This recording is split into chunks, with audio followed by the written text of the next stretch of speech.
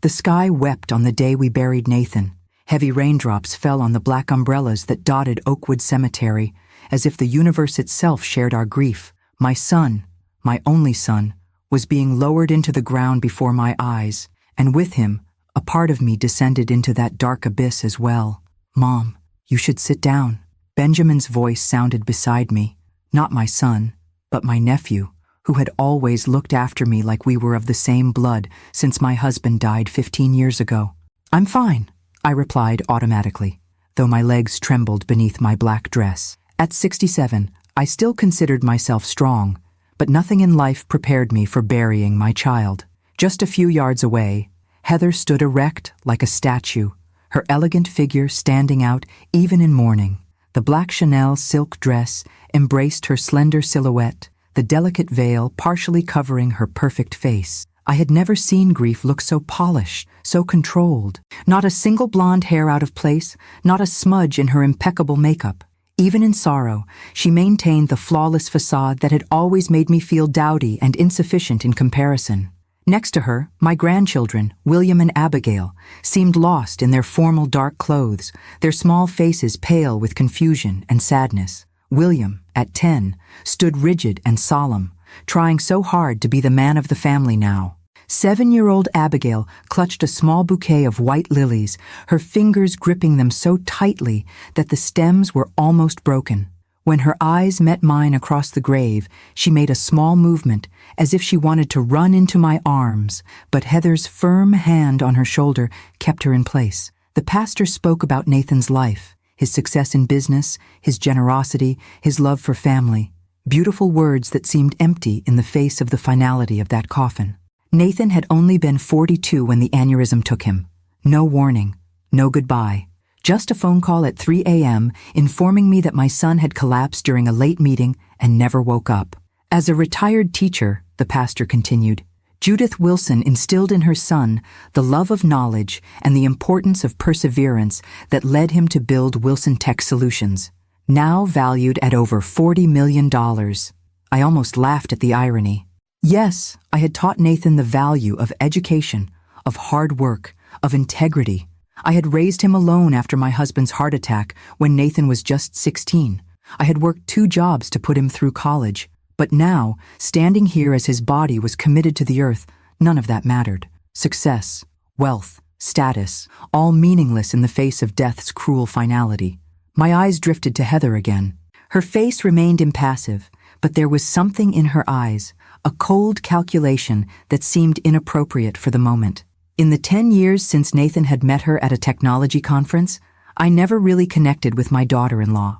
She had been pregnant with William within 3 months of meeting Nathan, their whirlwind romance culminating in a lavish wedding that seemed designed more for magazine spreads than for genuine celebration. Over the years, she was polite when necessary, but always maintained a carefully constructed distance between us. "Grandma," a small hand touched mine. William had approached silently, his eyes, so much like Nathan's, glistening with contained tears. "Is Dad really down there?" I swallowed the knot that had formed in my throat. "Just his body, dear. What made your father special, his love, his kindness, his intelligence, is in you and your sister now. Mom says we're moving to California," he whispered, anxiety creasing his young brow. "Are you coming with us?" The question struck me like a physical blow. California? This was the first I'd heard of any move. My apartment in Boston, the home I'd lived in for 30 years, was just a 20-minute drive from Nathan's Connecticut estate. I saw the children weekly, sometimes more. California would mean... Before I could answer, Heather appeared at our side, her expensive perfume penetrating the damp air. "William, go back to your place," she ordered, her voice controlled but firm. "This isn't the time to chat." Her eyes briefly met mine, a clear warning in them. Without a word, William obeyed, leaving me with an emptiness that seemed to expand with each moment. I watched him return to his position beside Abigail, his small shoulders squared with the effort of containing his emotions. The ceremony ended with a final hymn, voices embargoed by grief, trying to follow the somber melody. One by one, the attendees threw flowers onto the coffin. When my turn came, I dropped the white rose that Nathan always said was my trademark. I cultivated them in the small garden of my apartment. "Goodbye, my boy," I whispered, words that only the weeping clouds heard. At the reception after the funeral, held in the mansion that Nathan and Heather had purchased just 2 years before, I felt like a stranger. The guests, many of whom I didn't recognize, circulated with champagne flutes, discussing in low voices the future of the company, the testamentary succession, rumors about who would take control of Wilson Tech. "Did he leave specific instructions for you?" asked my old friend Dorothy, sitting beside me on a leather sofa in the least crowded corner of the room. "Nathan always said I would be taken care of," I replied, watching Heather circulate through the hall, accepting condolences with the grace of a first lady. "But honestly, Dorothy, I don't care about the money. I just want to ensure I'll continue to be part of William and Abigail's lives." Dorothy followed my gaze to the children, sitting silently on a bench by the window, watching the rain that continued to fall. "You know, Heather," she commented softly, "she's always been ambitious." Ambitious was a kind word for it. Shortly after meeting Nathan 10 years ago, Heather had become pregnant with William. Their whirlwind romance had surprised everyone, especially me. Nathan, always cautious and methodical, had suddenly married a woman he'd known for only 3 months. By the time Abigail came along 3 years later, I had hoped that motherhood might soften Heather's hard edges. It hadn't. "She's mentioned California to William," I said, my voice tight with worry. "Apparently they're moving." Dorothy's eyebrows shot up. "Without discussing it with you? That's exactly what I've come to expect," I finished for her. Before we could continue, the family attorney, Mr. Donovan, stepped onto a small, improvised podium and cleared his throat to get attention. A hush fell over the gathering. "At the request of Mrs. Pierce Wilson," he announced formally, referring to Heather, "the reading of the will shall take place now for the immediate family and executors. I ask that the other guests give us privacy by withdrawing to the adjacent hall." My heart began to race. This was unexpected. Typically, will readings weren't conducted at funeral receptions, but Heather had always been one to break with tradition when it suited her purposes. As the room emptied, leaving only about 10 people, including Heather, the children, Benjamin, and some company executives, I felt a chill run down my spine.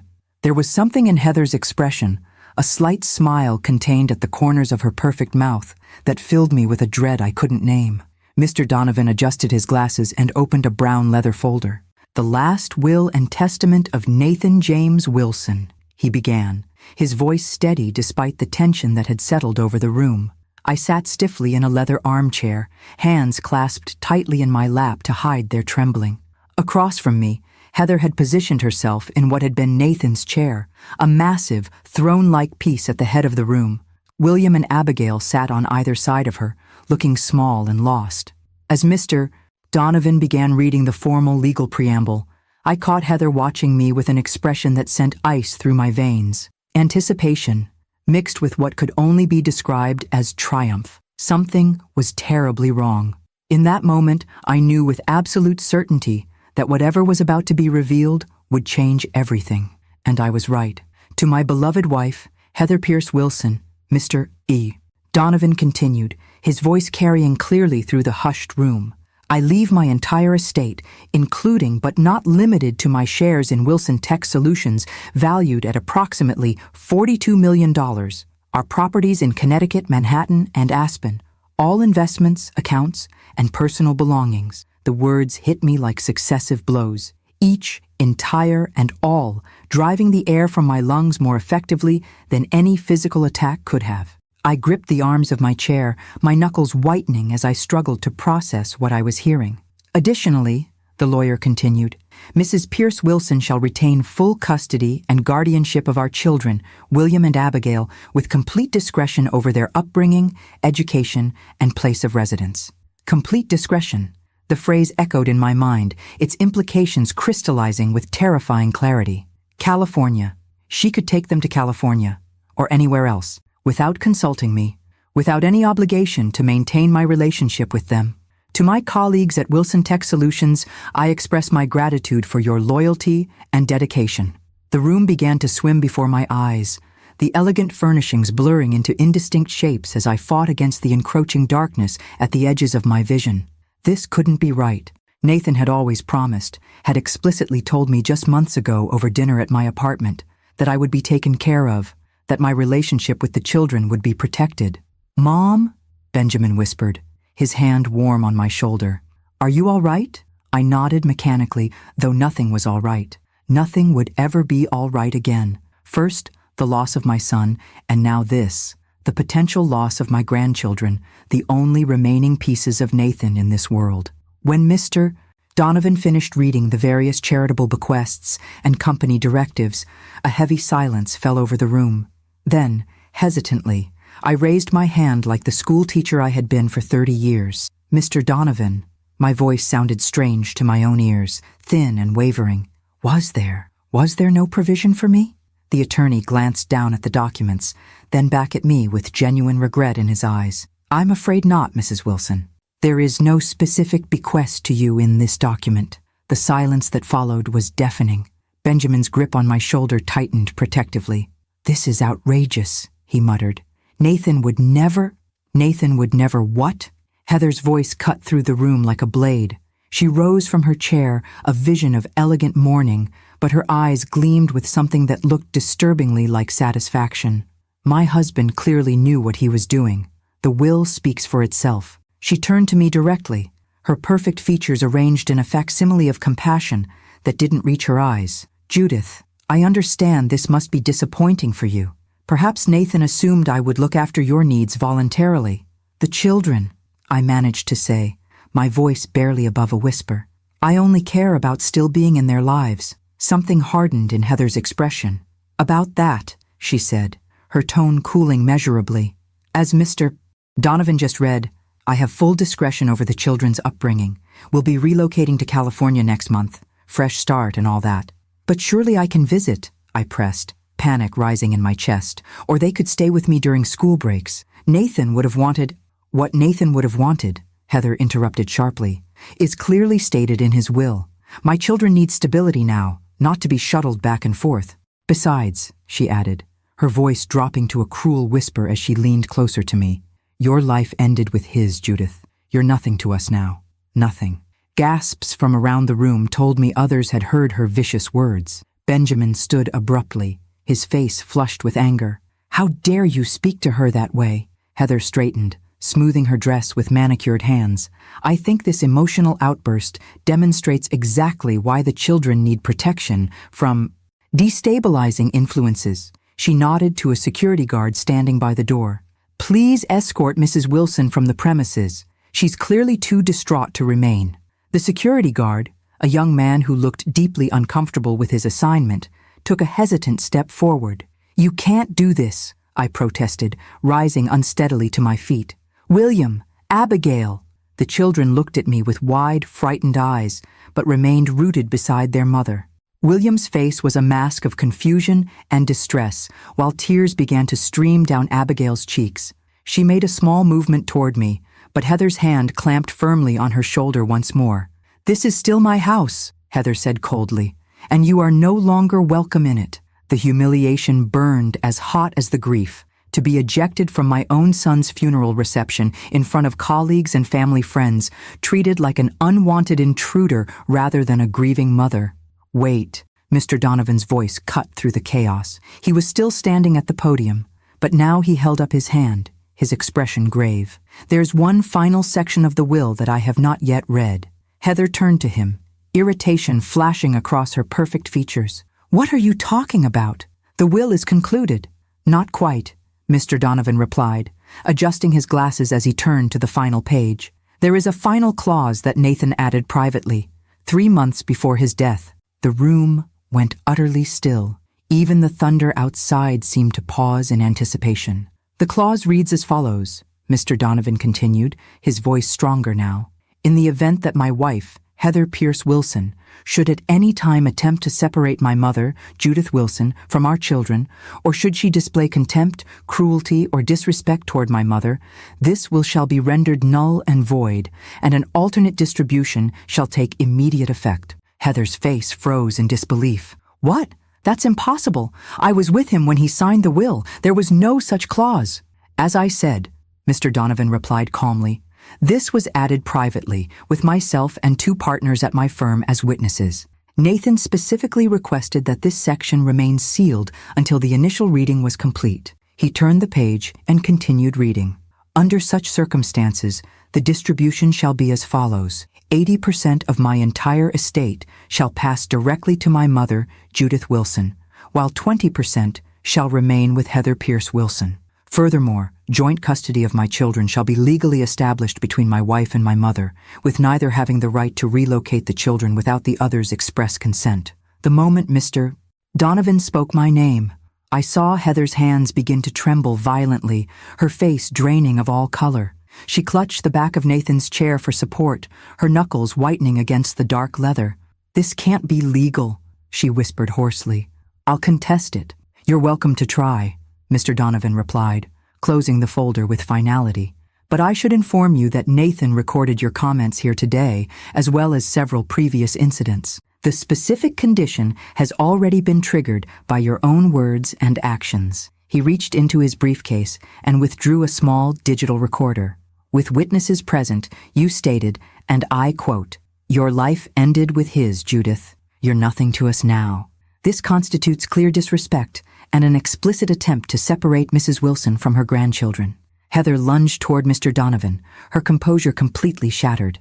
"Give me that, you manipulative old fool!" Benjamin stepped between them, his tall frame blocking her path. "That's enough, Heather. Get out of my way." She attempted to push past him, her designer heels wobbling on the Persian rug. "This is my house, my inheritance." "Not anymore," Mr. Donovan stated calmly, retreating behind the mahogany desk where Nathan had spent countless late nights building his empire. "And technically, Mrs. Wilson, it was never entirely yours." Nathan anticipated this reaction. I remained frozen in my chair, the shock rendering me almost incapable of movement.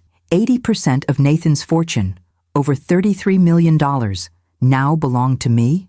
Joint custody of the children?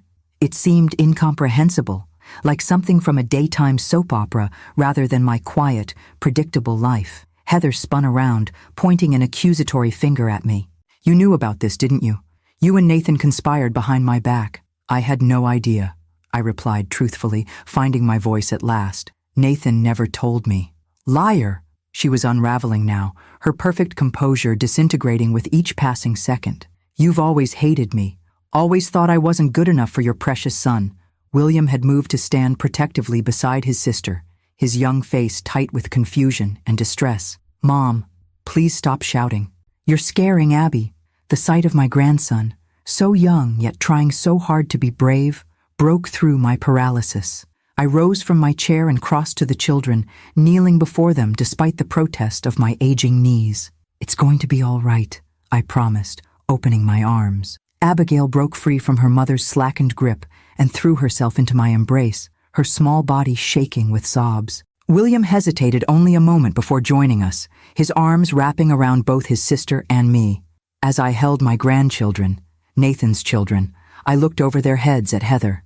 Her carefully constructed world had just imploded, leaving her standing amid the ruins of her plans and pretenses. For the first time since I'd known her, she looked genuinely vulnerable, shocked, frightened, and utterly lost. In that moment, despite everything, I felt a flicker of pity for her. But it was quickly extinguished by the memory of her cruel words and the knowledge of what she had intended for me. A life without the children, without any connection to the family I loved. "We have much to discuss," Mr. Donovan said, breaking the charged silence. "Perhaps it would be best if the children were taken somewhere more peaceful while we address the details." As the nanny led William and Abigail from the room, their reluctant glances back at me filled with confusion and hope, I straightened my shoulders and prepared to face whatever came next. Nathan, my brilliant, prescient son, had somehow anticipated this exact scenario and protected me from beyond the grave. Now it was my turn to be strong, for him, for the children, and for myself. The study door closed behind the children with a soft click that seemed to punctuate the moment, dividing my life into clear, before, and after. Benjamin remained protectively at my side while Heather paced the room like a caged animal, her composure completely shattered. "I want to see the document," she demanded, raking perfectly manicured fingers through her hair, disrupting its careful arrangement. "I want to see this supposed secret clause with my own eyes." Mr. Donovan nodded, sliding the papers across the polished mahogany desk. "By all means." Heather snatched them up, her eyes darting frantically across the pages. I watched as her expression shifted from disbelief to horror to a cold fury that transformed her beautiful features into something almost unrecognizable. "This is Nathan's signature," she conceded finally, her voice tight. "But it doesn't matter. I'll contest it. No court will uphold a secret codicil designed to entrap me." "I wouldn't be so certain," Mr. Donovan replied, his calm demeanor a stark contrast to her frenzy. "Nathan was very thorough. Not only did he record multiple instances of your stated intentions regarding his mother, but he also documented your communications with real estate agents in California, dating back 6 months. Communications you deliberately concealed from him, I might add." Heather's head snapped up. "He was spying on me?" "He was protecting his family," Mr. Donovan corrected. "All of his family, including his mother. There's more you should see," he continued, opening his laptop and turning it to face us. "Nathan recorded this video statement to accompany the revised will." My heart constricted painfully as Nathan's face appeared on the screen, healthy, vibrant, his blue eyes serious but clear, recorded just months before the aneurysm would claim his life. I reached out involuntarily, my fingers hovering just above the screen as if I could somehow touch him across the barrier of time and death. "If you're watching this," Nathan began, his voice steady, "then something has happened to me, and certain events have transpired at the reading of my will." Heather sank into a chair, her eyes fixed on her husband's image. "Heather," Nathan continued, addressing her directly, "if you're seeing this, it means you've done exactly what I feared you might do. You've attempted to cut my mother out of our children's lives. I've watched how you've subtly pushed her away over the years, making excuses for missed visits, scheduling conflicts with family events, belittling her opinions on child-rearing. Each word struck like a physical blow, not just to Heather, but to me as well. I had noticed these patterns, but had always doubted myself, wondering if I was being overly sensitive or imagining slights that weren't there. To hear Nathan confirm that it had been deliberate, systematic, it validated years of hurt while simultaneously breaking my heart that he had seen it happening and never confronted it directly. "I've recorded numerous instances," Nathan continued, "including conversations in which you explicitly stated your intention to finally be free of her meddling once you had control of the estate. I had hoped you would prove me wrong.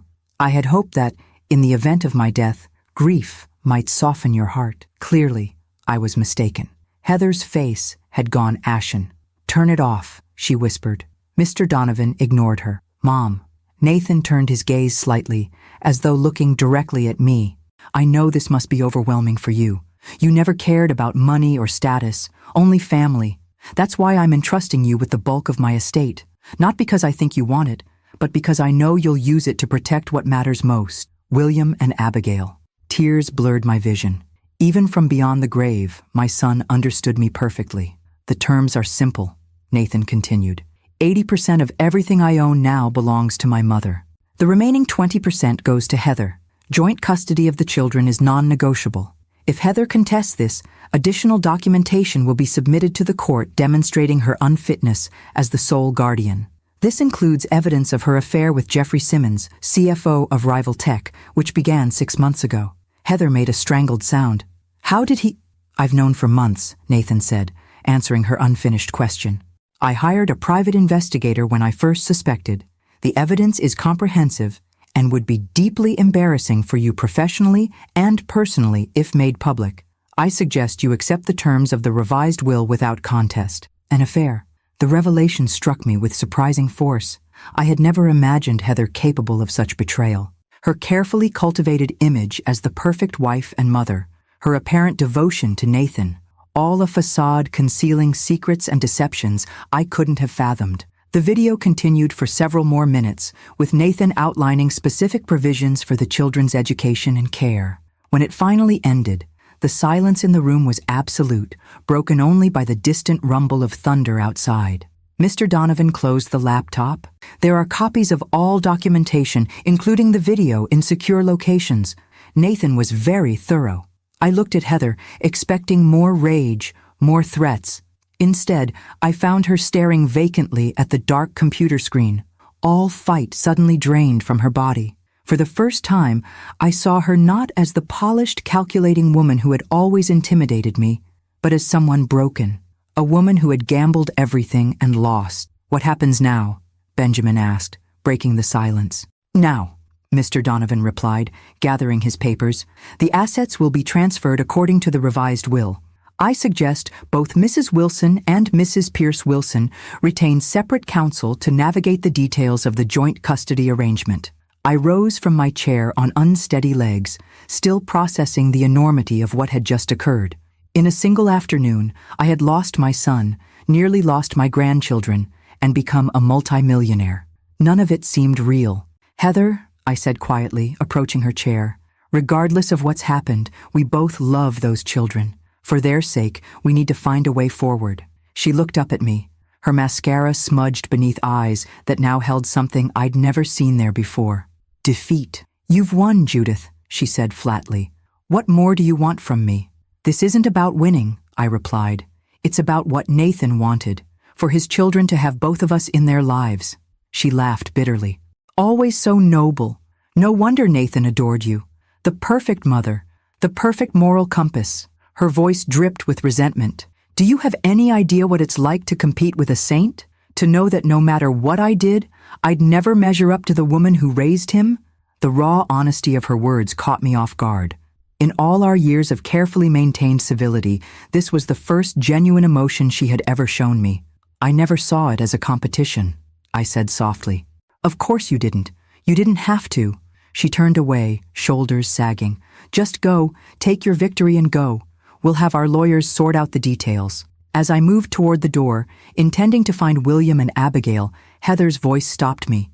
He was working too hard, she said suddenly. Those last few months, something was wrong, but he wouldn't talk about it. Did he say anything to you?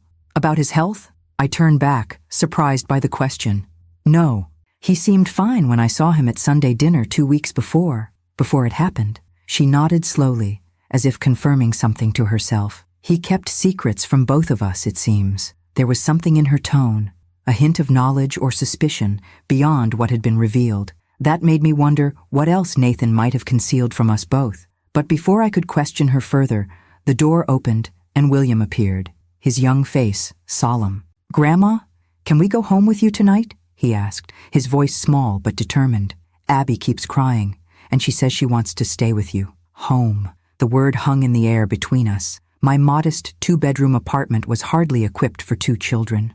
But the need in William's eyes, the silent plea for stability amid the chaos that had engulfed their world, made such practical concerns seem trivial. Of course you can, sweetheart, I assured him. If your mother agrees. We both looked to Heather, who remained slumped in her chair, defeat written in every line of her body. Fine, she muttered, not meeting our eyes. Take them. I need time to think. As I left the study with William's hand firmly in mine, I glanced back once more at Heather. Despite everything, her cruelty, her deception, her plans to separate me from my grandchildren, I couldn't help but feel a flicker of compassion for her. She had lost her husband, her financial security, and now, temporarily at least, her children. But any sympathy was tempered by the knowledge of what she had intended for me, a life of isolation, cut off from the only family I had left. Nathan had seen through her machinations and protected me from beyond the grave. Now it was my responsibility to honor his faith in me, to become not just the grandmother his children needed, but a guardian of their future and his legacy. As we stepped into the hallway where Abigail waited with her small suitcase already packed, I squared my shoulders against the weight of all that had changed. The grief of losing Nathan remained a hollow ache in my chest, but alongside it grew a newfound resolve. Whatever came next, I would face it with the strength Nathan had always believed I possessed. The next morning dawned gray and dreary, matching my exhausted state after a night of fitful sleep punctuated by Abigail's nightmares. My apartment, normally so familiar and comforting, felt strange with the addition of 2 small occupants who had transformed my orderly space overnight. William was curled on my sofa bed, finally sleeping soundly after hours of quiet vigilance over his sister. Abigail had eventually settled in my bed, her tear-stained face peaceful at last, her small hand clutching the stuffed rabbit I'd pulled from a storage box, a toy that had once belonged to Nathan. I moved quietly to the kitchen, mindful of not waking them. As I prepared coffee, my hands trembled slightly, the events of yesterday still surreal in the morning light. Nathan was gone. I was suddenly wealthy beyond imagination, and I now shared custody of 2 traumatized children whose mother might fight me for every inch of ground. The phone rang, startling me. I answered quickly before it could wake the children. "Mrs. Wilson?" A woman's clipped, professional voice greeted me. "This is Amanda Hayes from Donovan and Associates. Mr. Donovan asked me to call and set up a meeting with you this morning to begin the asset transfer process. Would 10 a.m. work for you?" The practicalities crashed in. Asset transfer, legal documents, financial decisions I had no experience making. "The children," I began, glancing toward the living room. "I don't have anyone to—" Mr. Donovan anticipated that concern. Ms. Hayes interrupted smoothly. "We've arranged for Mrs. Peterson, the children's regular nanny, to meet you at your apartment at 9:30 if that's acceptable. She can stay with them while you attend the meeting." Nathan's thoroughness extended even beyond the grave, it seemed. "Yes, that would be fine. Thank you." After hanging up, I stood motionless in the middle of my kitchen, overwhelmed by the magnitude of change sweeping through my life.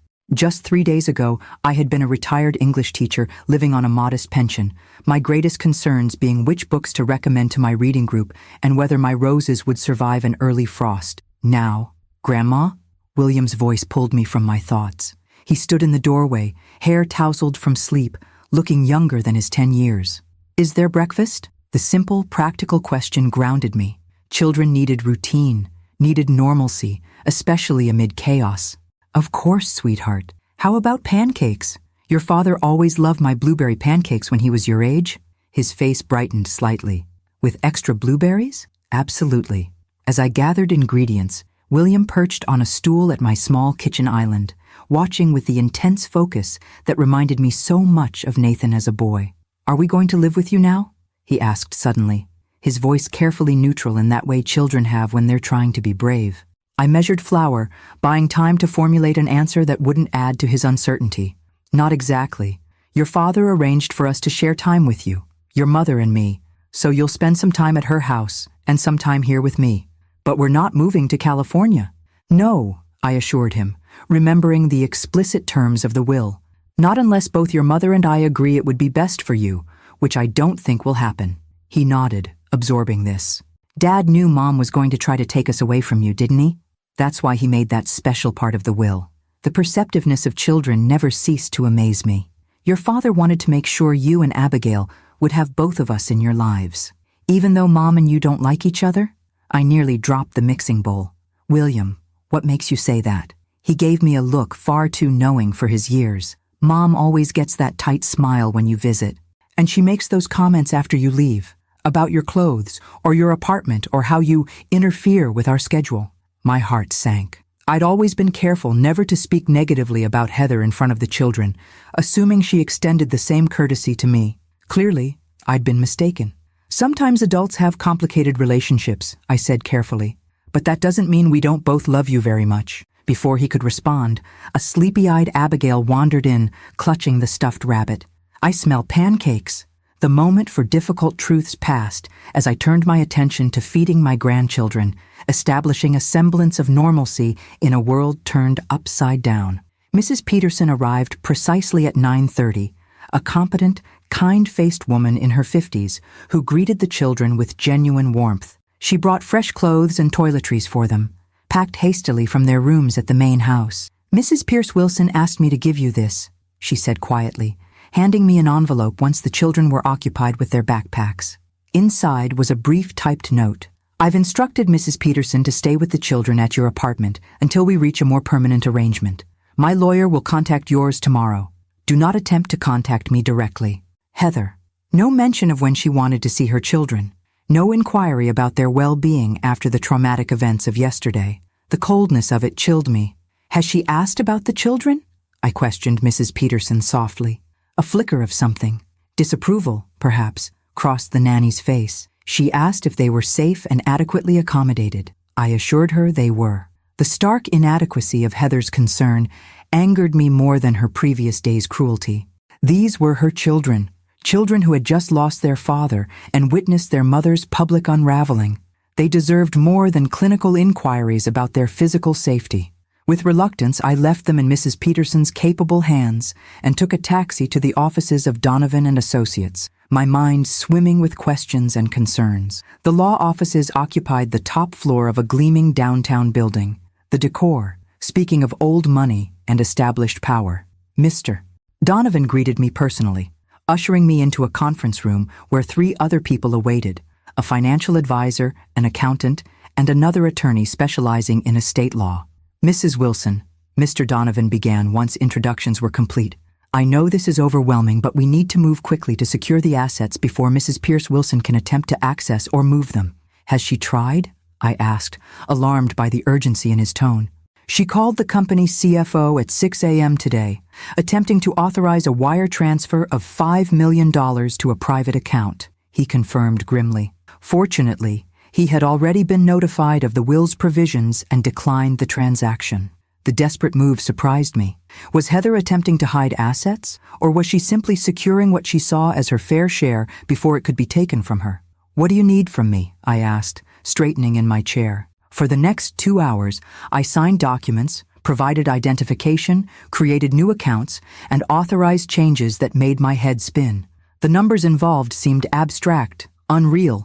Millions in liquid assets, property values, stock options, intellectual property rights. Nathan's fortune, painstakingly built over years of innovation and strategic investment, now substantially mine to manage. The most pressing concern, said Melissa Kang, the sharp-eyed financial advisor, is Wilson Tech Solutions itself. You now own 80% of a company valued at over $40 million, but you know nothing about running it. We need to establish your role and authority immediately before the board attempts to seize control in the power vacuum. I don't want to run the company, I protested. I'm a retired English teacher, not a tech executive. No one expects you to develop software or make technical decisions, Mr. Donovan assured me.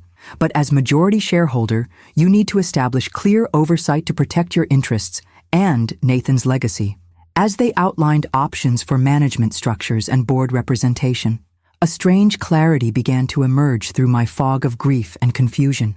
Nathan hadn't just left me money, he'd left me responsibility. For his children, yes, but also for the company he'd built, the employees who depended on it, the innovations he'd believed in. I want to understand everything, I said suddenly, interrupting a technical explanation of voting shares. Not just sign where you tell me to sign.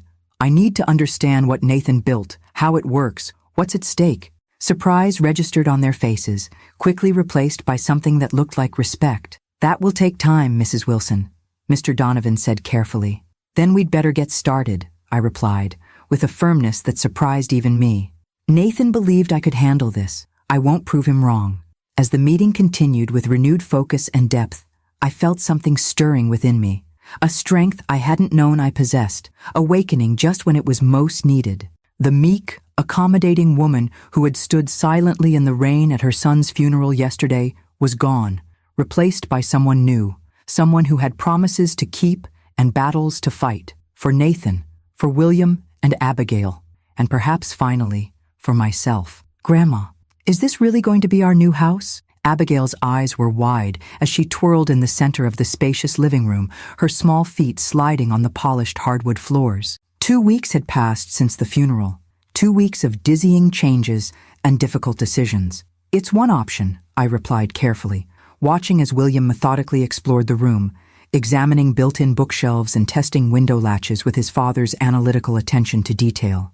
What do you think? The colonial-style house sat on 3 acres just 15 minutes from the children's school, its gracious proportions and classic architecture a stark contrast to my modest apartment, but less ostentatious than the modernist mansion Heather had chosen with Nathan.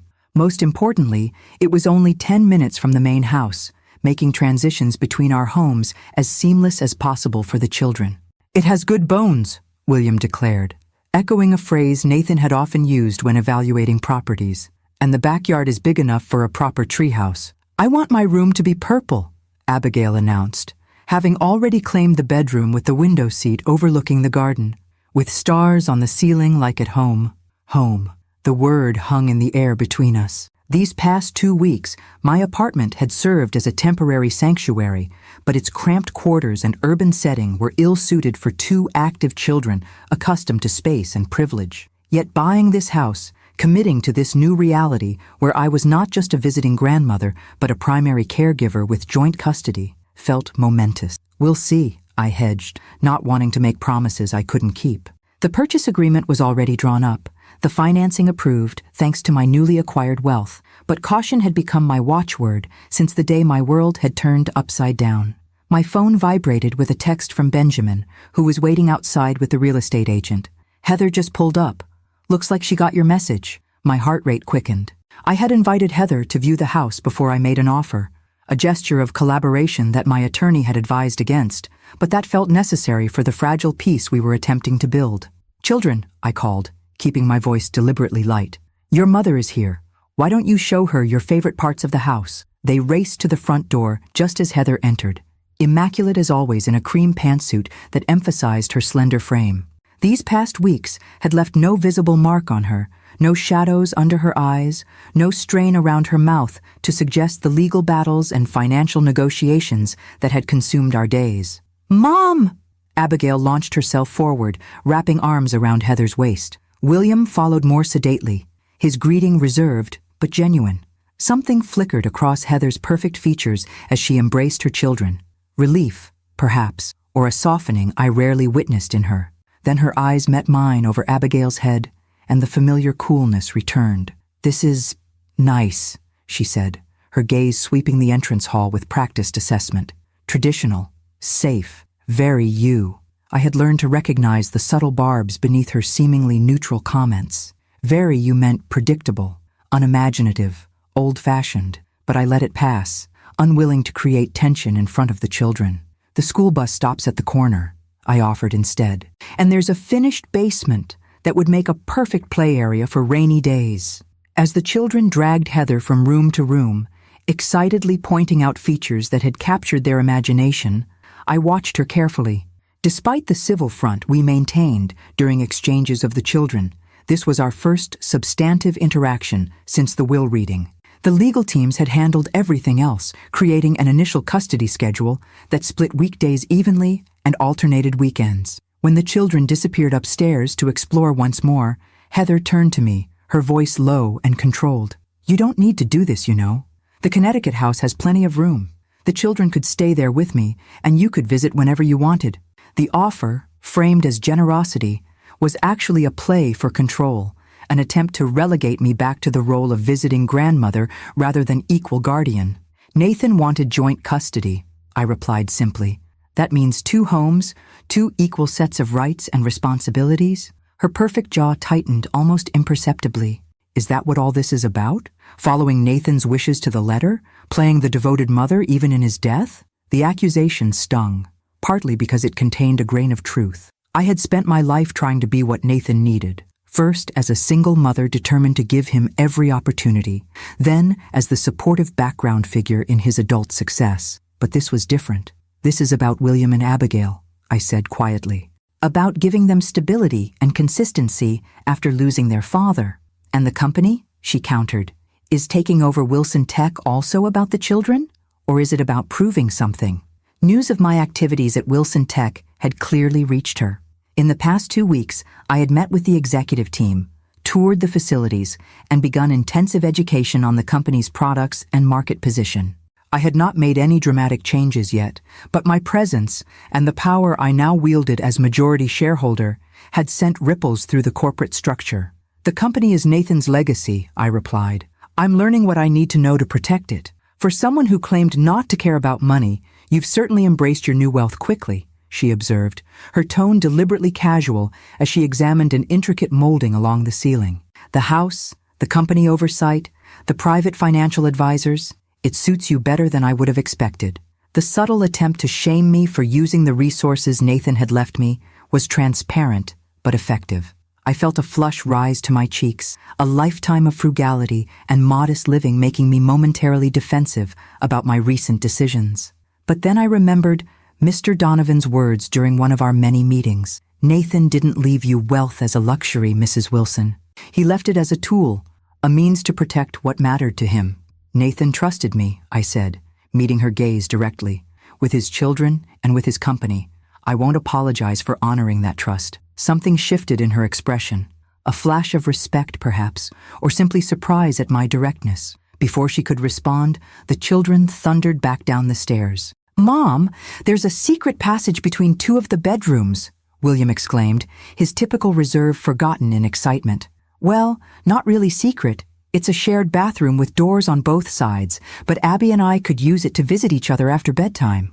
"Is this going to be our house when we're with Grandma?" Abigail asked, looking between us with the uncanny perception children often display during parental conflicts. Heather hesitated, her perfectly manicured hands smoothing an invisible wrinkle from her slacks. Then, with what seemed like genuine effort, she softened her voice. "It seems Grandma has found a lovely place for you to stay when you're with her. If she decides to buy it, I'm sure you'll be very comfortable here." The concession, small but significant, surprised me.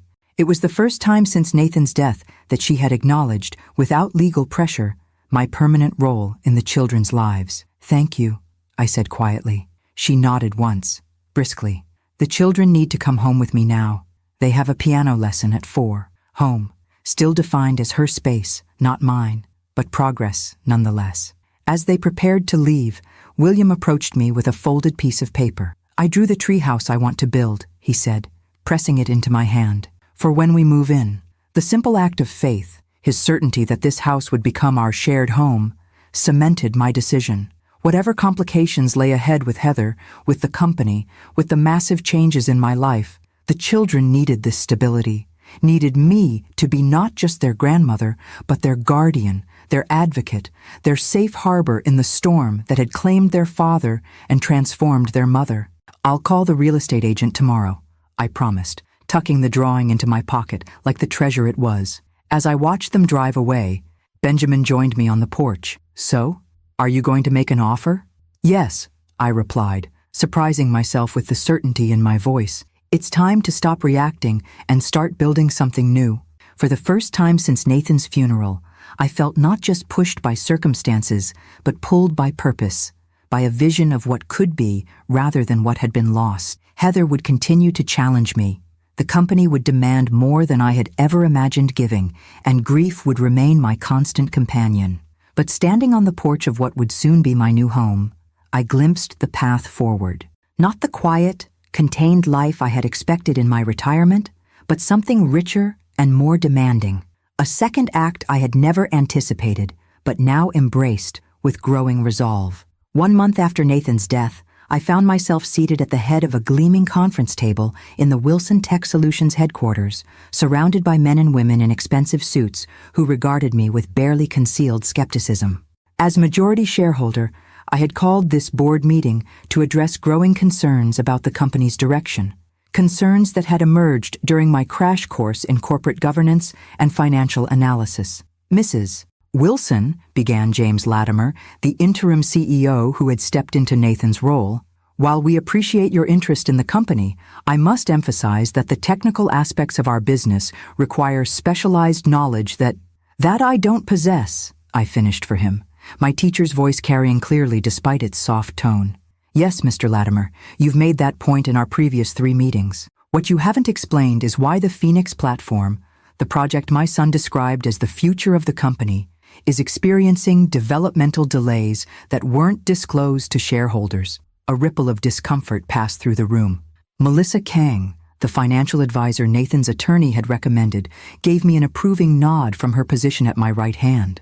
We had spent hours preparing for this confrontation, reviewing technical reports and financial projections that painted a concerning picture of the company's flagship product. "Development timelines in AI are notoriously unpredictable," Latimer responded smoothly.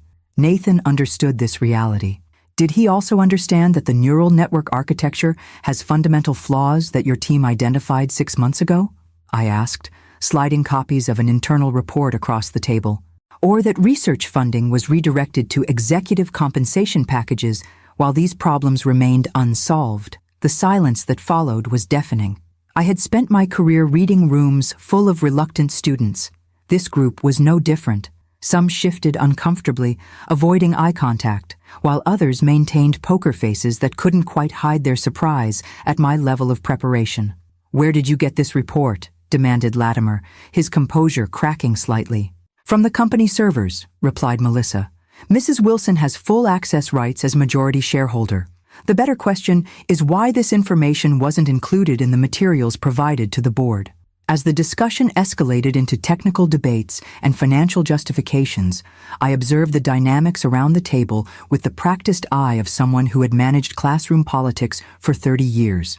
Alliances became clear. Some board members appeared genuinely shocked by the revelations, while others subtly aligned with Latimer through body language and supportive interjections. Most interesting was Dr. Anita Sharma, the head of research and development, who remained silent throughout the heated exchange, her expression thoughtful rather than defensive.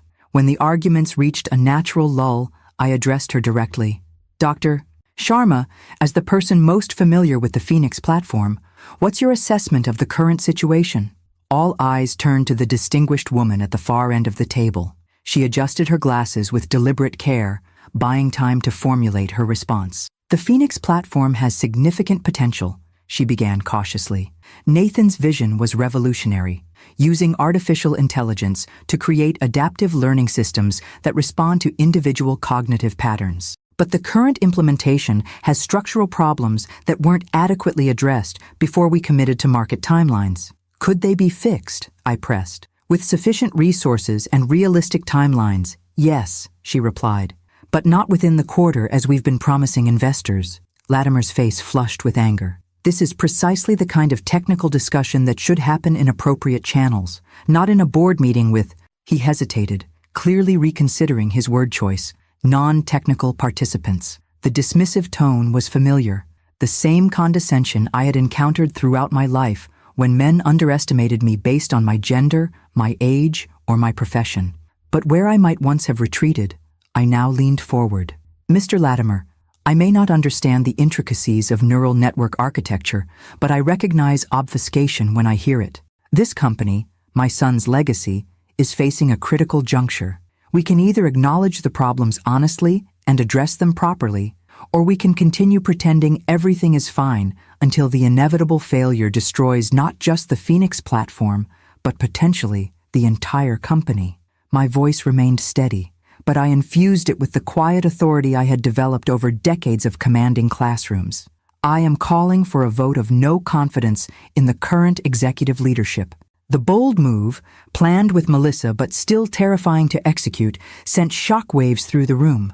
Board members exchanged alarmed glances. Someone actually gasped. "This is absurd," Latimer sputtered. "You can't just walk in here after a month and—" "I own 80% of this company," I interrupted calmly. "I can indeed call for this vote, and according to the bylaws Nathan established, I can do so effective immediately." What followed was 3 hours of intense debate, legal consultations, and increasingly desperate counterarguments from Latimer's supporters. By late afternoon, exhausted but resolute, I had achieved what I came for. Latimer and 2 other executives were removed. Dr. Sharma was appointed interim CTO, and a search committee was established to find a new CEO who would prioritize product integrity over market promises. As the board members filed out, some shell-shocked, others quietly supportive, Dr. Sharma approached me. "Nathan would be proud," she said simply.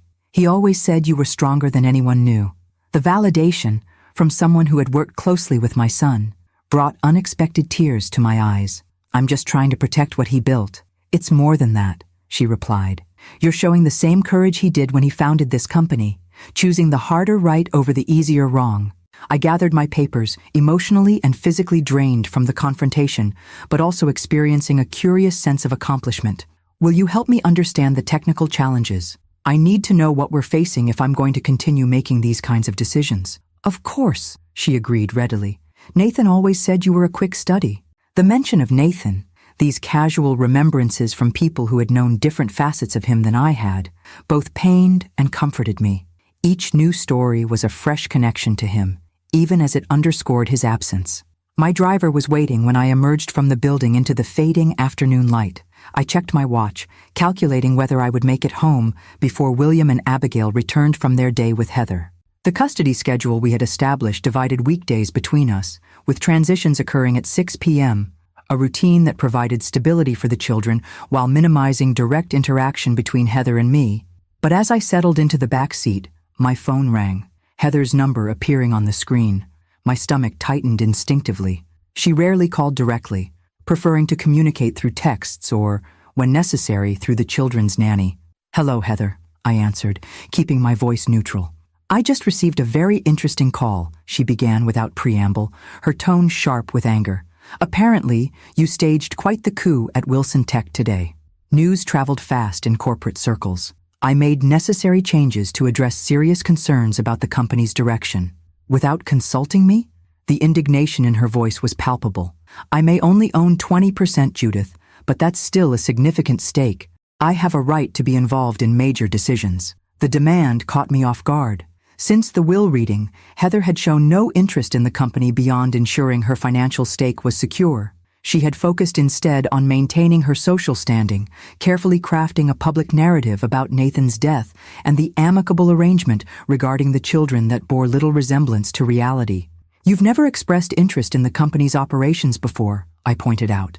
"In fact, you've missed the last 3 shareholder briefings, because they were scheduled during my time with the children," she countered.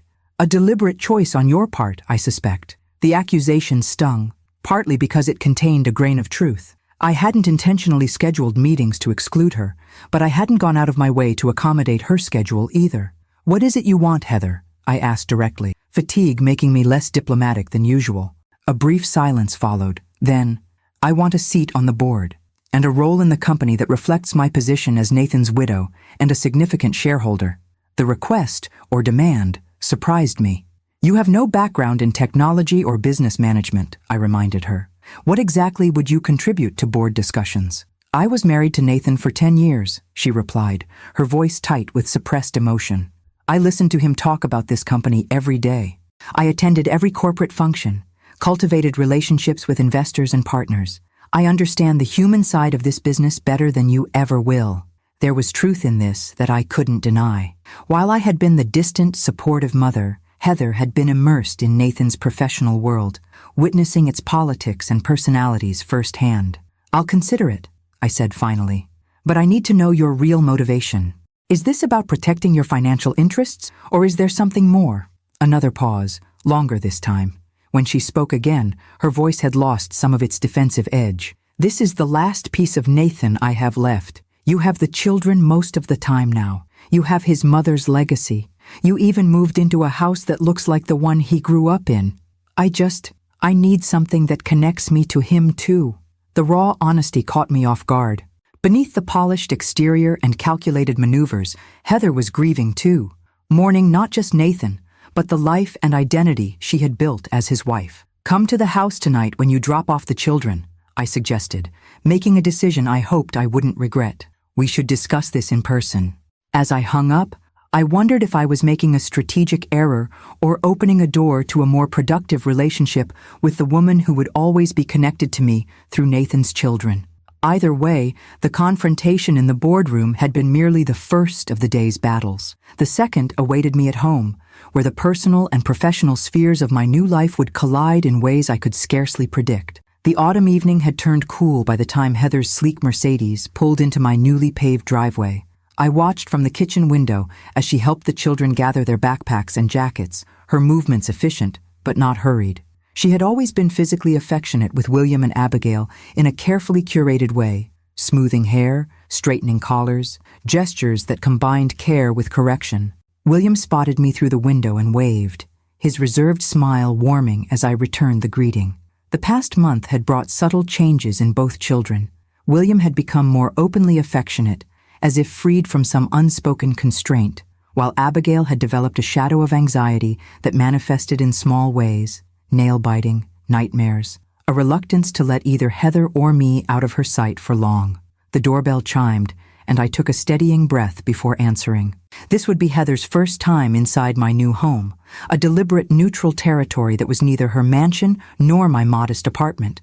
but something created specifically for this new chapter in all our lives. "Grandma, I got an A on my science project," Abigail announced as she burst through the door, waving a paper with a prominent red mark at the top.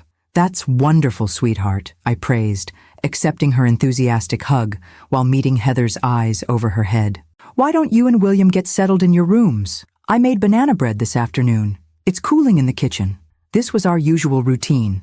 The children would decompress from the transition by spending time in their rooms, spaces I had carefully created to be both familiar and new, with treasured items from both households. It gave them a sense of control and ownership during a time when so much in their lives felt dictated by adult decisions. "May I come in?"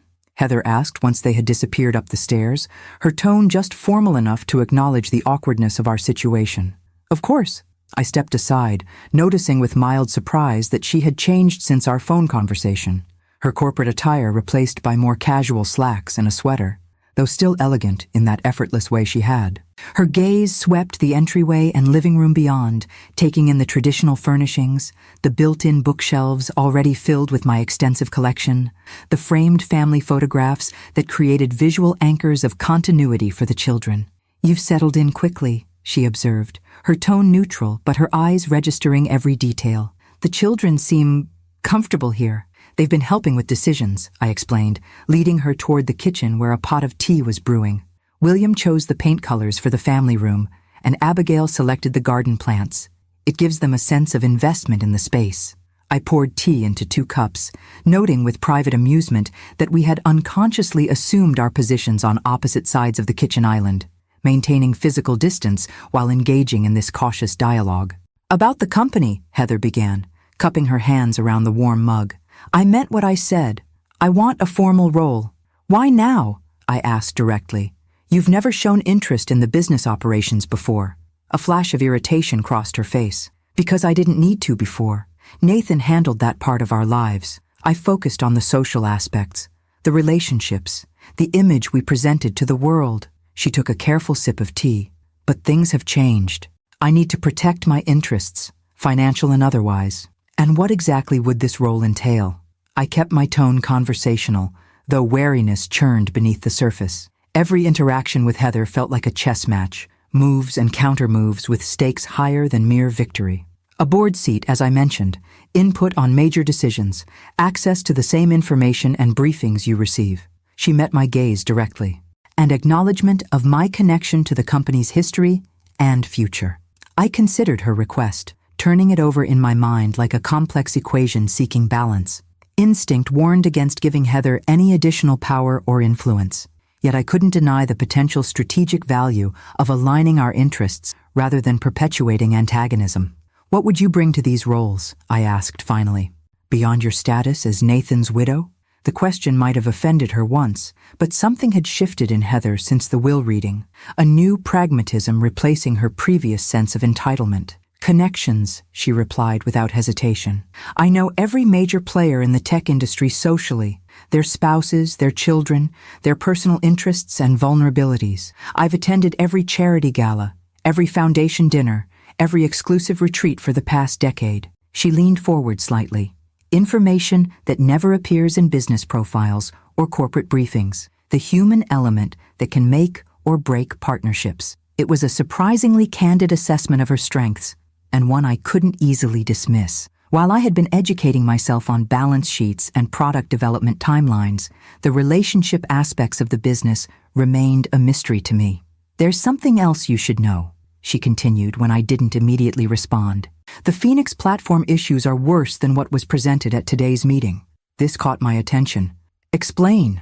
Nathan was concerned about the neural network architecture for months before his death. He was working nights, weekends, canceling family plans to address problems he wouldn't fully explain to me. Her fingers traced the rim of her cup, a rare gesture of uncertainty from someone typically so controlled. 2 weeks before he died, I found him in his home office at 3 a.m., surrounded by technical papers and looking frightened. "Frightened?" I echoed, trying to reconcile this description with my confident, capable son. "That's the only word for it," she confirmed. When I asked what was wrong, he said, "The system is developing unexpected patterns, connections I can't explain." She looked up, meeting my eyes directly. Judith, I think there was something about Phoenix that scared him, something beyond routine technical challenges. The revelation hung between us, unsettling in its implications. If Nathan had been truly worried about the platform's development, why hadn't he shared those concerns with his executive team? Or with me? Have you mentioned this to anyone else? I asked, mind racing with possibilities. She shook her head. Who would I tell? The board members who just got fired? The development team that reports to them? A hint of her old sharpness returned. Besides, it was a private conversation between husband and wife. I wasn't even sure if I should tell you. Why are you telling me now? Because despite everything between us, I know you loved Nathan, and I know you want to protect his legacy. She set down her cup with deliberate care. The changes you made today at the company were necessary. I wouldn't have approached it the same way, but your instincts were right. The admission, so unexpected from a woman who had fought me at every turn, left me momentarily speechless. Before I could formulate a response, footsteps thundered down the stairs, and William appeared in the doorway. Mom, Grandma, come quick. There's something wrong with Abby. We both moved instantly, maternal instinct overriding any lingering tension. Upstairs, we found Abigail sitting on her bed, face pale, breathing in short, rapid gasps. Panic attack, Heather diagnosed immediately, kneeling before her daughter. Abby, look at me. Focus on my voice. I sat beside her on the bed, one hand rubbing gentle circles on her small back, while Heather guided her through breathing exercises with practiced efficiency. Within minutes, Abigail's breathing slowed, color returning to her cheeks. I dreamed about Daddy, she whispered, tears spilling down her face. He was trying to tell me something important, but I couldn't hear him. Heather and I exchanged glances over her head, momentarily united in our concern for this child who carried grief too heavy for her small shoulders. It's all right, sweetheart, I soothed. Dreams can feel very real, but they're just our minds trying to process our feelings. Your father loved you very much, Heather added, smoothing Abigail's tangled curls. Sometimes our hearts miss people so much that they appear in our dreams. The tenderness in her voice, a genuine maternal warmth I had witnessed too rarely, reminded me that despite our differences, Heather loved these children. Whatever calculation and ambition drove her other actions, her devotion to William and Abigail was real. Later, after the children had settled down with books and the promised banana bread, Heather and I retreated to my study to continue our interrupted conversation. She's had 3 attacks this week, Heather admitted, sinking into a chair with uncharacteristic weariness. The school counselor says it's normal grief response, but it's heartbreaking to witness, I finished for her. She nodded, a moment of perfect understanding passing between us, the shared pain of watching Nathan's children struggle with his absence. About your proposal, I said, returning to our earlier discussion. I'll support your appointment to the board on one condition, which is, we present a united front regarding the children. No more subtle undermining, no more competing for their affection or loyalty. They need both of us strong and working together, especially now. Heather studied me for a long moment, her expression unreadable. Then she extended her hand across the desk that had once been Nathan's, a gesture both formal and surprisingly genuine. Agreed, she said simply.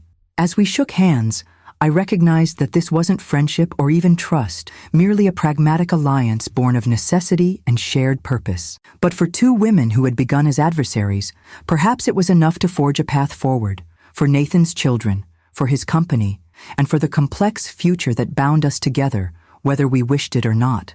6 weeks after our tentative alliance began, I sat in Nathan's home office, a room Heather had left untouched since his death, preserved like a museum exhibit to a life interrupted. The mahogany desk was still arranged with mathematical precision, laptop centered, notepads stacked at precise angles, pens aligned in a leather holder. Even the chair remained positioned exactly as he had left it that final evening before heading to the late meeting from which he would never return. This feels intrusive, I admitted to Heather, who stood by the window, arms crossed defensively across her chest, like reading someone's diary. It's necessary, she replied, though her rigid posture suggested she found this invasion of Nathan's private space equally uncomfortable. If there's anything in his personal files about the Phoenix platform concerns, we need to find it before the technical review next week. Our unlikely partnership had evolved over the past month into something approaching functional, if not exactly warm. Heather had taken her seat on the board with surprising effectiveness, her social intelligence complementing my more analytical approach. Together, we had begun untangling the complex web of issues facing Wilson Tech, most critically, the troubling questions surrounding the Phoenix platform. Dr. Sharma's comprehensive technical review had confirmed Heather's suspicions. The AI system was exhibiting unexpected behaviors that couldn't be explained by its programming. Most concerning were pattern recognition anomalies that appeared to learn faster than the algorithms should allow, creating connections across datasets that had never been explicitly linked. Nathan kept most of his work on the secure company servers, Heather continued, but he sometimes made notes on his personal laptop, especially in the last few months, things he didn't want the team to see until he was certain. I nodded, powering on the laptop that had remained closed since Nathan's death. The screen illuminated, requesting a password. Heather leaned over my shoulder to enter it. Abigail Williams Odom 715. The children's names combined with their birth month and day. He changed it 3 months before he died, she explained. It used to be our anniversary date. The small detail, this digital evidence of Nathan's shifting priorities, hung between us for a moment. Another reminder of the fractures in their marriage that neither of us had fully acknowledged. The desktop appeared, organized with the same methodical precision as his physical workspace, folders labeled by project, by year, by category. Nothing immediately stood out as unusual or concerning. Try his personal email, Heather suggested. He sometimes sent himself notes or links when he was working on something away from his desk. The email application opened to reveal hundreds of unread messages, condolences, business inquiries, automated notifications that had accumulated since his death. I scrolled carefully through the sent folder, searching for anything Nathan might have documented about his concerns. There, Heather pointed. That one to Dr. Sharma, sent at 2:17 a.m. 3 days before he died. The subject line read simply, Anomalous Patterns, Confidential. I clicked to open it, scanning the brief message. Anita, attaching the logs from last night's regression testing. The pattern emergence in dataset C isn't following expected parameters. System is creating correlations between the medical diagnostic inputs and the educational assessment frameworks that were never part of the training model. More concerning, when I isolated the neural pathway clusters responsible, I found activity signatures that don't match our architectural design. It's as if the system is developing processing methods beyond its programming. I've taken the test environment offline until we can determine whether this represents a fundamental flaw or something more interesting. Please review privately before our next team meeting. NW. Medical diagnostic inputs? I questioned, turning to Heather. Phoenix is an educational technology platform. Why would it be processing medical data? Heather's brow furrowed. I don't know. Nathan never mentioned anything medical in connection with Phoenix. We continued searching, methodically working through email folders, document directories, even browser history. An hour passed, then 2, with only fragments of information that hinted at Nathan's growing concern, but revealed little about its specific nature. Then, in a folder labeled simply Personal, we found a subfolder titled Contingencies. That's odd, Heather murmured. Nathan wasn't one for euphemisms. Inside were several documents with recent timestamps, all within the last 3 months of his life. The first, titled Symptoms.log, contained dated entries that sent a chill through me as I read. March 12th, second instance of momentary aphasia during board presentation. Couldn't recall the term neural network for approximately 15 seconds. March 28th, brief but intense headache, right temple, accompanied by visual disturbance, shimmering in peripheral vision. Duration, 7 minutes. April 10th, 3 episodes of déjà vu within 24 hours, more pronounced than typical experience. April 17th, momentary loss of coordination while typing. Fingers seem to forget familiar movement patterns. April 29th, memory lapse during dinner. Couldn't recall Abigail's piano recital piece despite attending performance the previous day. May 5th, headache pattern establishing. Right-sided, pulsating, preceded by visual disturbances, increasing frequency, now 2-3x weekly. The log continued with similar entries, documenting with clinical precision the subtle deterioration of Nathan's neurological function over a 3-month period. The final entry, dated just 5 days before his death, read simply, Diagnosis confirmed privately with Dr. Larson. Prognosis as expected.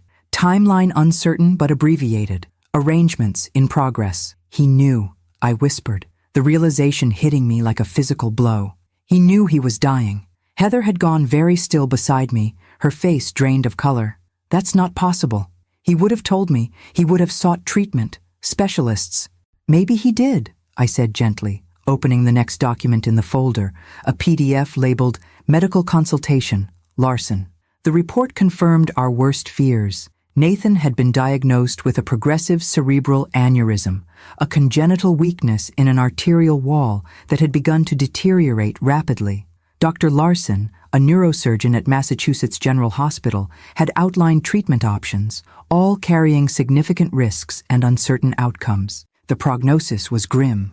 Without intervention, rupture was inevitable within months. With intervention, the location and complexity of the aneurysm made successful treatment unlikely. Nathan had been living with a death sentence, carrying the knowledge alone. Why wouldn't he tell us? Heather's voice cracked, her composure finally breaking. Why face this by himself? I had no answer that could ease the pain of this discovery, this evidence that my son, always self-sufficient, always protective of others' feelings, had chosen to shoulder his mortality alone rather than burden those he loved. The next document provided a partial explanation. Titled Final Arrangements, it contained meticulous instructions for everything from funeral preferences to financial provisions. One paragraph stood out starkly. I've chosen not to pursue surgical intervention for reasons both personal and practical. The probability of successful treatment is low, and the likelihood of cognitive impairment from either the procedure or the continued expansion of the aneurysm is high.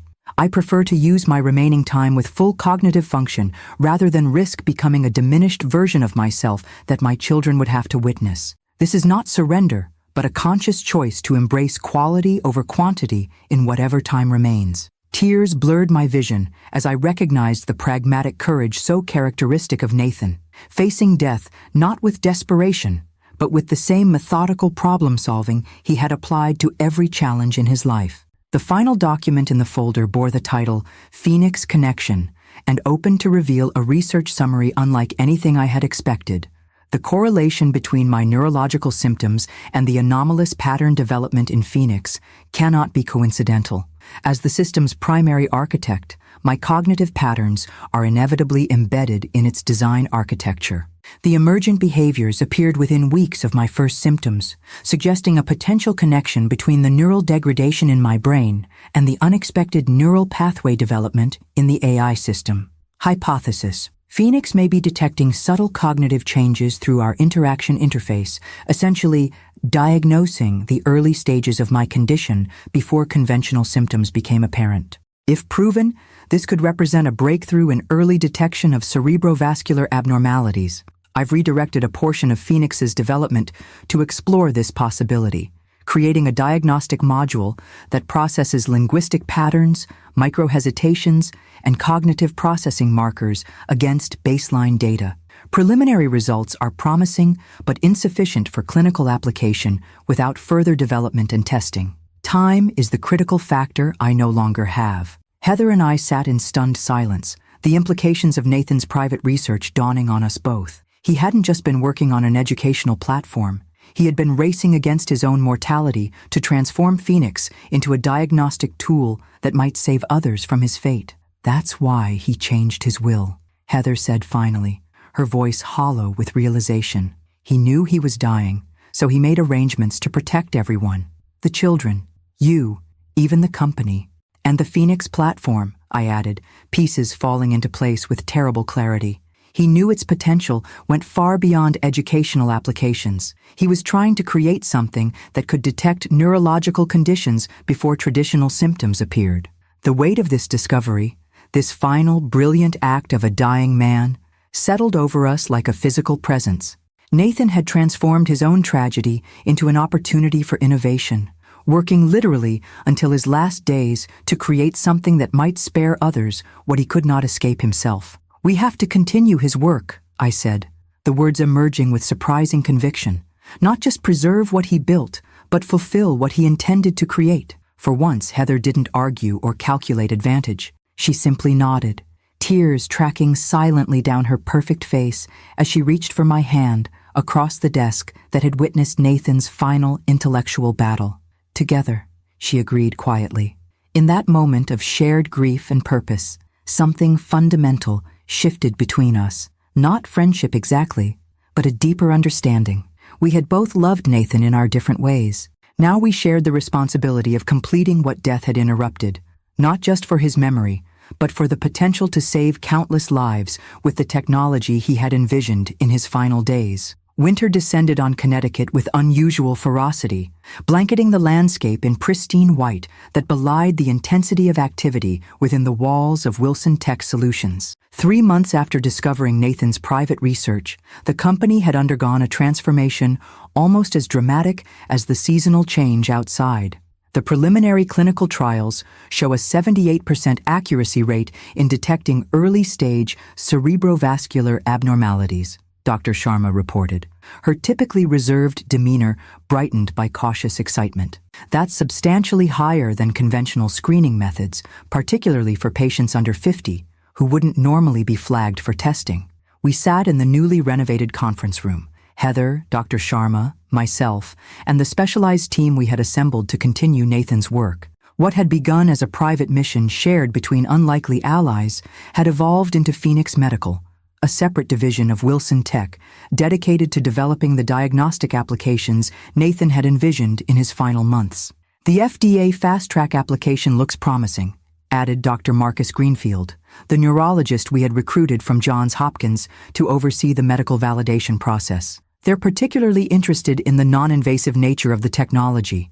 If the expanded trials confirm these results, we could be looking at regulatory approval within 18 months rather than the typical 3 to 5 years. I glanced at Heather, who sat beside me taking meticulous notes on her tablet. Our working relationship had evolved into something neither of us could have predicted in those first bitter days after Nathan's death. Not friendship exactly, too much history and fundamental difference in temperament prevented that, but a partnership founded on mutual respect and shared purpose. What about the privacy concerns? Heather asked, ever attuned to the potential public relations challenges. The system essentially analyzes behavioral and cognitive patterns without explicit awareness from the subject. The ethics committee raised valid questions about informed consent. This was Heather's particular strength, anticipating the human elements that might complicate or derail technical achievements. Where I focused on educational applications and organizational structure, she navigated the complex social and ethical landscapes with surprising nuance. We've revised the consent protocols to address those concerns, Dr. Greenfield assured her. Users will now receive explicit disclosure about the diagnostic monitoring components, with opt-in rather than opt-out provisions. As the meeting continued with detailed technical discussions, I found my thoughts drifting to Nathan. How astonished and pleased he would be to see his final project not only continuing, but accelerating beyond his initial vision. The educational platform remained in development, but with adjusted timelines that acknowledged the genuine technical challenges rather than forcing premature release to meet market pressures. Most surprisingly, the company's stock had stabilized after an initial drop following our public disclosures about Phoenix's redirection. Transparency, it seemed, had earned more investor confidence than the previous administration's obfuscation. After the meeting concluded, Heather and I walked together toward the parking garage, our breath forming small clouds in the frigid air of the underground structure. "William's birthday party is Saturday," she said, breaking the comfortable silence between us. "He's asking if we could do it at your house instead of mine. Apparently, your backyard sledding hill is superior terrain for the snow fort competition he's planning." I smiled at the precise quotation of William's formal phrasing, so like Nathan in his methodical approach to even childhood pleasures. "Of course, I'd be happy to host. That means I'll handle Abigail's party in the spring," she continued, the quick calculation typical of how we now approached shared parenting responsibilities. A careful balance sheet of time, effort, and occasions that ensured neither child felt the weight of adult tensions. We had reached our respective cars, her sleek Mercedes and my more practical SUV, vehicles that reflected our different approaches to life as aptly as anything could. "There's something else," Heather said, her hand resting on her car door but making no move to open it. Dr. Larson called this morning. He's reviewed Nathan's medical records and our research data. He believes Phoenix might have detected Nathan's aneurysm up to 6 months before conventional symptoms appeared. The information hit me with physical force. The confirmation that Nathan's self-diagnosis had been correct, that the technology he developed in his final months might indeed have saved him had it existed earlier. 6 months, I echoed, the implications staggering. Enough time for preventative treatment. Enough time to change everything, Heather agreed, her voice uncharacteristically soft. He was right, Judith, about all of it. We stood in silence, sharing the bittersweet knowledge that our current success was built on a foundation of personal tragedy that could have been prevented by the very technology we were now developing. He'd be proud of you, I said finally, of how you've championed this project, navigated the ethical complexities. Surprise flickered across her features at the unexpected praise. I've simply done what needed doing. No, I corrected gently. You've done more than that. You've honored his vision in ways I couldn't have managed alone. The children see it too. Something vulnerable passed across her face, a brief glimpse beneath the composed exterior she maintained even now. Sometimes I wonder if they'll ever forgive me for how I behaved after he died, for trying to separate them from you. It was the nearest she had come to a direct apology for those dark days following the funeral, the cruel dismissal, the plans to take the children to California, the attempt to erase me from their lives. Children are remarkably adaptable, I offered. They respond to what is, not what was. You're a good mother, Heather, different from me in almost every way, but no less devoted. She nodded once, briskly, as if accepting a business assessment rather than personal reassurance. But the slight relaxation in her shoulders told me the words had mattered. Saturday at 2 then, she confirmed, opening her car door.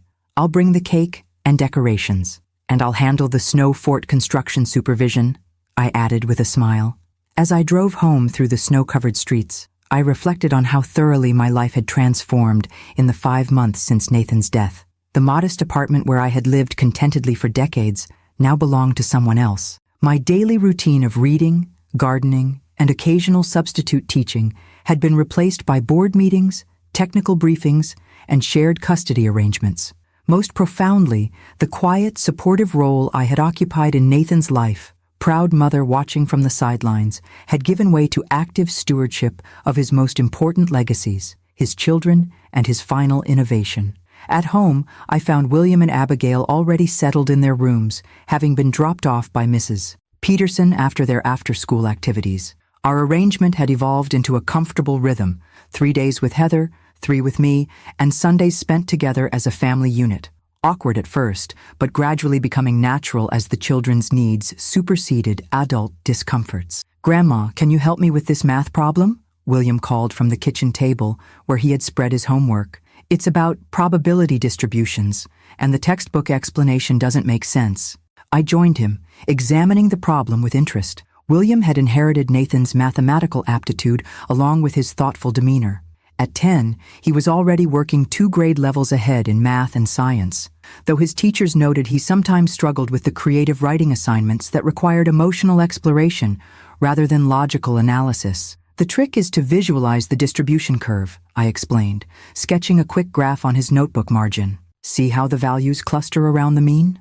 As we worked through the problem set, Abigail wandered in from the family room where she'd been reading, climbing onto a stool across from us. Dad was good at math too, wasn't he? She asked, her small face solemn with the effort of accessing memories that were already fading at her young age. The best, William confirmed before I could answer. He could do calculations in his head faster than a computer.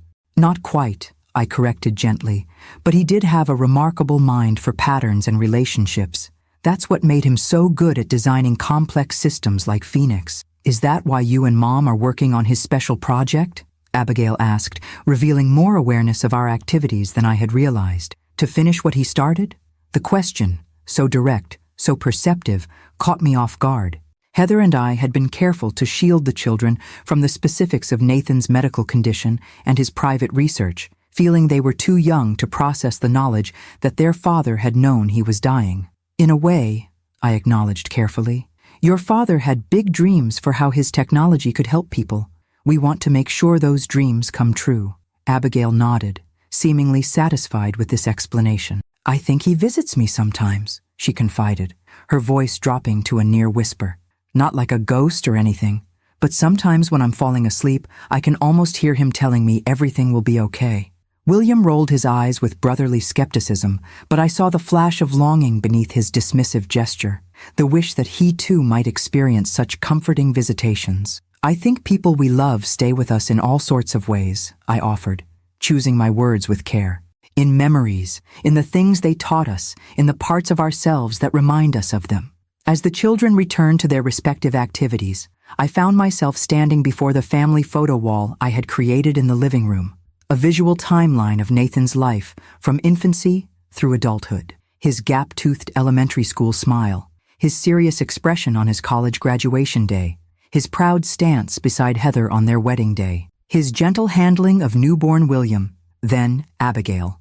A life cut short, yet somehow continuing through his children, through the company he built, through the final innovation that might save others from his fate.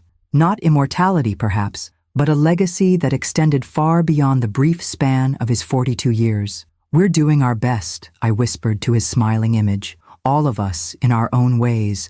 And somewhere in the quiet house, I could almost imagine I heard his voice in response. "I know, Mom, I know." 1 year to the day after Nathan's death, snow fell in gentle swirls outside the floor-to-ceiling windows of Wilson Tech's main auditorium. The space was filled to capacity. Employees, industry partners, medical professionals, and family members gathered for the official launch of Phoenix Medical, now rebranded as Nathan's Beacon, in honor of its creator and inspiration. I stood slightly off stage, watching as Heather delivered the opening address with the polished confidence that had once intimidated me, but now earned my genuine respect. She had transformed over the past year, channeling her formidable social intelligence and ambition into shepherding Nathan's final project through the complex worlds of medical regulation, ethical oversight, and public perception. 1 year ago today, she was saying, her voice steady despite the emotional weight of the anniversary. We lost not only a brilliant innovator, but a visionary who understood that technology's highest purpose is to serve humanity's deepest needs. What began as an educational platform designed to adapt to individual learning patterns evolved, in Nathan's final months, into something far more profound, a system capable of detecting subtle neurological changes that precede conventional symptoms of potentially fatal conditions. From my vantage point, I could see William and Abigail seated in the front row, both solemn in their dark, formal attire, yet visibly proud as they listened to their mother speak about their father's legacy. At 11 and 8, they had weathered a year of profound loss and adjustment with remarkable resilience, adapting to their shared custody arrangement and the public attention that increasingly surrounded their father's final innovation. Today, we are honored to announce that Nathan's Beacon has received conditional FDA approval for clinical implementation in 50 major medical centers across the country, Heather continued, gesturing toward Dr. Greenfield and the medical advisory board seated behind her. Early detection of cerebrovascular abnormalities could save thousands of lives annually and prevent the devastating consequences of stroke and aneurysm rupture that too many families have endured. As she spoke, I reflected on our improbable journey from bitter adversaries to functional partners. The transformation hadn't been easy or linear. We had navigated setbacks, disagreements, and the occasional resurgence of old tensions. Yet the shared commitment to Nathan's vision and to the well-being of his children had provided a foundation solid enough to withstand these challenges. I would now like to invite Judith Wilson, Nathan's mother and the co-director of the Nathan's Beacon Initiative, to share the educational applications that will make this technology accessible beyond clinical settings. Taking a deep breath, I stepped onto the stage, accepting the microphone with a nod of thanks. Public speaking had never been my strength. 30 years teaching high school English had accustomed me to classrooms, not auditoriums. But this moment demanded my voice, not just my behind-the-scenes guidance. When my son was a little boy, I began, deliberately eschewing the formal speech I had prepared. He once asked me why people couldn't solve problems before they became problems. By the time we notice something's wrong, he said, it's already a big mess. Why can't we catch it when it's just a little mess? A gentle ripple of appreciative laughter moved through the audience. That childish wisdom evolved into the man who, even facing his own mortality, sought to create a system that could detect little messes before they became irreversible tragedies. The clinical applications Dr. Greenfield and his team have developed are just the beginning. I outlined the educational initiative we had developed alongside the medical applications, a simplified version of Nathan's Beacon that could be implemented in schools, community centers, and public libraries, designed to identify early indicators of learning disabilities, processing disorders, and potential neurological concerns that often went undetected until they significantly impacted a child's development. Nathan believed that technology should adapt to human needs, not force humans to adapt to technological limitations, I concluded. Today, we honor that belief by making this technology available not just to specialists in advanced medical facilities, but to teachers, librarians, and community health workers who often serve as the first line of observation for children's developmental well-being. As I returned to my seat beside Heather, she leaned over slightly. "He would have loved that childhood anecdote," she whispered. "I never heard that story before." "There are many stories I haven't shared yet," I replied quietly. "Perhaps it's time the children heard more of them." The rest of the ceremony proceeded with technical demonstrations, testimonials from early trial participants, and the formal ribbon cutting that symbolized the launch of Nathan's Beacon into the world beyond Wilson Tech's development labs. Throughout it all, I found my attention repeatedly drawn to William and Abigail, to their proud posture when their father was mentioned, to their quiet dignity in the face of so many strangers discussing the man they had lost. After the ceremony, as attendees mingled during the reception, I found myself standing beside the memorial portrait of Nathan that had been unveiled as part of the event, a striking image captured at the height of his success, his expression thoughtful, yet determined, so characteristic of how he had approached every challenge in his life. "He looks so young," came a voice beside me. I turned to find Benjamin, who had flown in specifically for the ceremony. "It's still hard to believe he's gone." "Yes," I agreed, studying the familiar features of my only child, forever preserved in this moment of vitality. "Though in some ways, it feels like he's more present than ever." Benjamin nodded, understanding what I meant without need for elaboration. Nathan's influence permeated everything now: the company's direction, the technological innovation bearing his name, the co-parenting arrangement that had emerged from the chaos of his death. "How are you really doing, Judith?" he asked, his concern genuine. "This past year has been extraordinary by any measure." I considered the question carefully, looking across the room to where Heather stood with the children, one arm casually draped around William's shoulders as they spoke with Dr. Sharma. The tableau would have been unimaginable a year ago, this functional family unit forged from tragedy and initial animosity. "I'm not who I was," I said finally. "Grief changes you. Responsibility changes you. But I think Nathan would approve of who I'm becoming." "He would be bursting with pride," Benjamin assured me, his hand warm on my shoulder. "You've honored him in the most meaningful way possible." Later that evening, after the formal events concluded, Heather surprised me by suggesting we take the children to Nathan's grave together, something we had never done as a unit, having navigated our initial grief in separate parallel tracks. The cemetery was peaceful under its blanket of fresh snow, the gathering darkness softened by the warm glow of the memorial lanterns that lined the paths. William and Abigail walked slightly ahead of us, their small forms silhouetted against the twilight sky, occasionally stopping to brush snow from the stone markers that caught their attention. "This is the first time I've been back since the funeral," Heather admitted quietly, as we followed at a respectful distance. I couldn't face it before." "It gets easier," I offered, drawing from my own experience of loss, first my husband, then my son. "Not better exactly, but less raw." She nodded, uncharacteristically vulnerable in this sacred space. "I've been thinking about what you said months ago, about us both loving Nathan in our different ways. You were right. I didn't love him the way you did, with that unconditional maternal devotion. But I did love him, in my way." The confession, for that's what it felt like, hung in the cold air between us. "I know," I said simply. We reached Nathan's grave, a elegant black granite marker that reflected the last glow of sunset. William and Abigail had already arrived, standing close together before it in solemn contemplation. "Hi, Dad," Abigail said softly, reaching out to trace the engraved letters of his name. "We launched your special project today. It's going to help lots of people." "The neural network architecture has been completely rebuilt," William added, as if providing a technical update to a temporarily absent father. "Dr. Sharma says it's even better than the original design." The innocent certainty that Nathan could somehow hear them, that he remained accessible despite death's finality, brought tears to my eyes. They were processing their loss in their own ways. Abigail through emotional connection, William through intellectual engagement with his father's work. Heather stepped forward, placing a single white rose on the snow-covered ground before the marker. "We're keeping our promises," she said simply. "All of them." I knew what she meant.